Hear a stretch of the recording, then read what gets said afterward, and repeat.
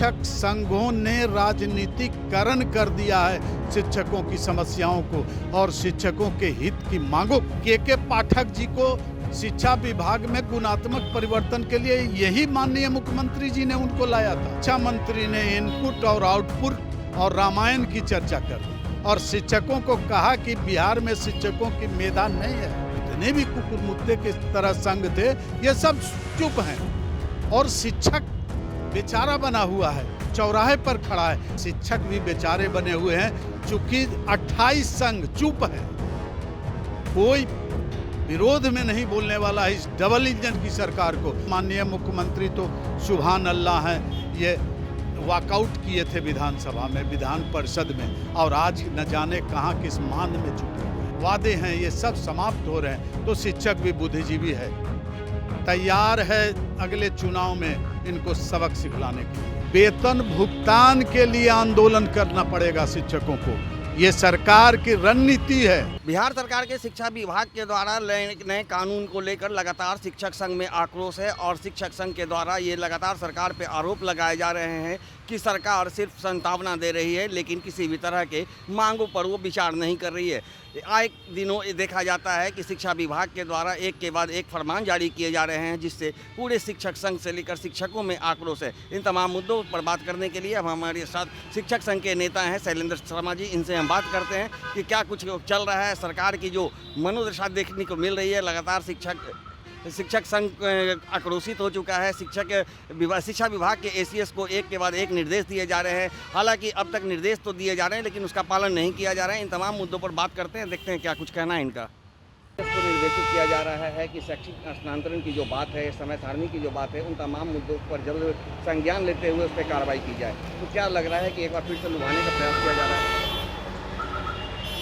2006 से ही तमाम शिक्षकों की समस्याएं दिन प्रतिदिन बढ़ती जा रही है और सरकार के कोरे आश्वासन पर ये अभी तक निश्चिंत हैं, लेकिन किसी भी समस्या का समाधान संभव नहीं है। अभी तो सबसे बड़ा हथियार मिल गया इनको, TRE 1, TRE 2, TRE 3 में हाईकोर्ट ने निर्देश दिया है कि आप आरक्षण नीति का अक्षरशः पालन कीजिए और सक्षमता परीक्षा में को जो इन्होंने लिया है राजकर्मी का दर्जा, इसको तो लिंगर करेंगे चुनाव तक।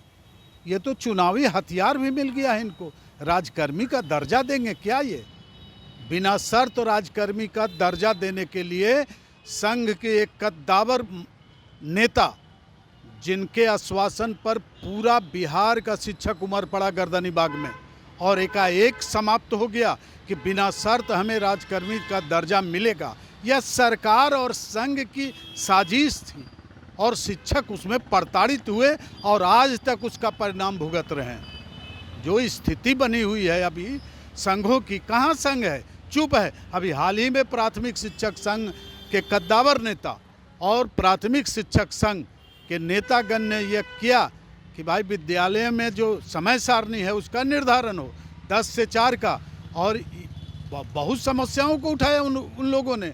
लेकिन इसके अलावे जितने भी कुकुर मुत्ते के तरह संघ थे ये सब चुप हैं और शिक्षक बेचारा बना हुआ है, चौराहे पर खड़ा है चूंकि शिक्षक संघों ने राजनीतिकरण कर दिया है शिक्षकों की समस्याओं को और शिक्षकों के हित की मांगों। सर, क्या लग रहा है कि मुख्यमंत्री के द्वारा बार बार शिक्षा विभाग को आदेश भी दिए जा रहे हैं लेकिन वो पूरी तरह से उसे धरातल पर नहीं उतारा जा रहा है? जिस तरह से पिछले विधानसभा सत्र में मुख्यमंत्री ने समय सारणी को लेकर के भी कहा था कि इतने समय 10 से 4 चलेगी, लेकिन वो भी पालन नहीं किया जा रहा है। शैक्षणिक स्थानांतरण की बात की जा रही थी, तो इसका भी पालन नहीं किया जा रहा है।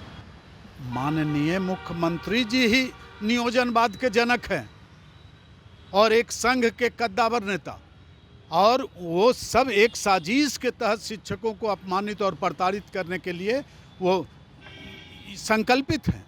इसके पूर्व भी इन्हीं की सरकार थी, यही मुख्यमंत्री थे और इनके एक शिक्षा मंत्री ने इनपुट और आउटपुट और रामायण की चर्चा कर दी और शिक्षकों को कहा कि बिहार में शिक्षकों की मेधा नहीं है, वो गुणात्मक परिवर्तन या गुणात्मक शिक्षा देने लायक नहीं है। अब तो डबल इंजन की सरकार है और डबल इंजन की सरकार में भी एक IPS शिक्षा मंत्री हैं और श्री के पाठक जी को शिक्षा विभाग में गुणात्मक परिवर्तन के लिए यही माननीय मुख्यमंत्री जी ने उनको लाया था, और फिर उनको हटाकर अब अपने सचिव और अभी जो अपर मुख्य सचिव हैं शिक्षा विभाग के, हाँ, एस सिद्धार्थ जी, उनको लगाए हैं। ये तो अभी लगा दिए कि शिक्षा ऐप पर ही आपका अटेंडेंस बनेगा। टावर नहीं है, पानी है, करंट प्रवाहित हो रहा है, शिक्षकों की स्कूल तक नहीं पहुंच पा रहे हैं।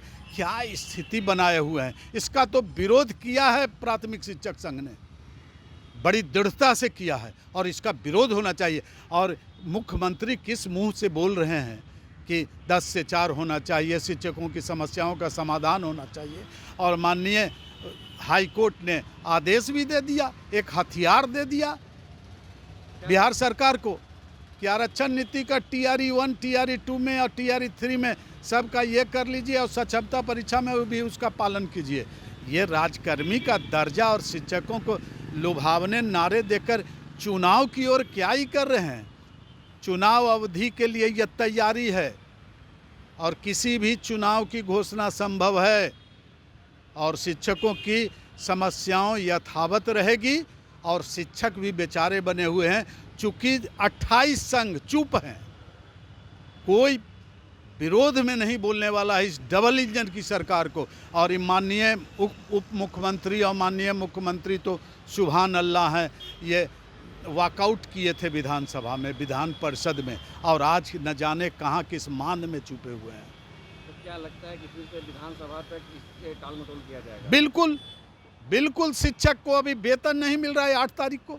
8 तारीख तक सूद के समेत इनको भुगतान होने की बात थी।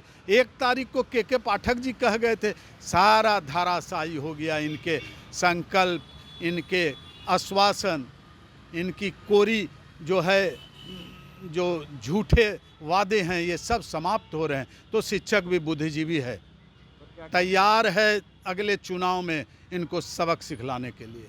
प्राथमिक शिक्षक संघ ने ऐलान किया है आंदोलन का कि अगर अल्टीमेटम देंगे सरकार को, आखिरी बिल्कुल वो सक्षम है, बिल्कुल सक्षम है। और 24 और 25 तारीख को हैदराबाद में हमारे अखिल भारतीय शैक्षिक संघ का राष्ट्रीय सम्मेलन है, उसमें शायद वो आने जा रहे हैं। माननीय केंद्रीय शिक्षा मंत्री धर्मेंद्र प्रधान जी वहाँ की अध्यक्षता करें, वो मुख्य अतिथि रहेंगे, वहाँ चंद्रबाबू नायडू जी। उसमें मैं इस शिक्षकों की समस्याओं को बुलंदी के साथ उठाऊंगा, और मैंने संकल्प लिया इसके बाद मैं पूरे बिहार का दौरा करूंगा अपने संघ के सारे राष्ट्रीय अध्यक्ष के साथ, और सदस्यता अभियान छेड़कर और प्राथमिक शिक्षक के साथ हाथ में हाथ मिलाकर आंदोलन को सफल बनाने का संकल्प हैदराबाद में लेंगे हम लोग। क्या लग रहा है सर, मुख्यमंत्री के आदेश को नहीं माना जाता है? ये मुख्यमंत्री जी की सोची समझी रणनीति है। मुख्यमंत्री विधानसभा में कहें और सरेआम घोषणा करें, क्यों नहीं 15 अगस्त को घोषणा कर दिए। तो अब 5 सितंबर की राह देख रहे हैं। कितना शिक्षक दिवस आया, कितना गणतंत्र दिवस और स्वतंत्रता दिवस आया, शिक्षक आस में टकटकी लगाए रहे, लेकिन कोई भी इनका समस्या का समाधान का कोई उपाय नहीं सोचा गया। आगे आप लोग क्या करेंगे? आगे आंदोलन का बिल्कुल ये होगा, आह्वान होगा आंदोलन का, और शिक्षक आएंगे जब तक शिक्षकों की समस्याएं नहीं सुलझेगी। क्या लगता है सर कि एक बार फिर से जन सैलाब उतरेगा? बिल्कुल बिल्कुल उतरेगा। आक्रोश तो है। 1 तारीख को इनको एक समय स्थिति ये लोग कर देंगे कि वेतन भुगतान के लिए आंदोलन करना पड़ेगा शिक्षकों को। ये सरकार की रणनीति है, सरकार का खुलेआम विरोध करें। ये डबल इंजन की सरकार, पूर्व के सरकार की मुख्यमंत्री तो यही थे। इनकी सोची समझी राजनीति है, और राजनीतिज्ञों के चंगुल में और राजनीतिकरण होने के कारण शिक्षक अभी समस्याग्रस्त हैं, पोलियोग्रस्त हैं।